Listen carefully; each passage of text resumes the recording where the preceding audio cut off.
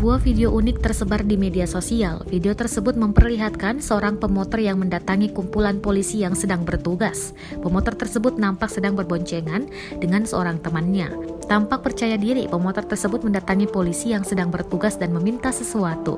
Ternyata pemotor tersebut hanya ingin meminta foto dengan salah satu polisi wanita atau polwan. Pemotor itu juga mengatakan kalau dia membawa surat-surat lengkap. Polwan tersebut lantas menyanggupi permintaan pemotor tersebut.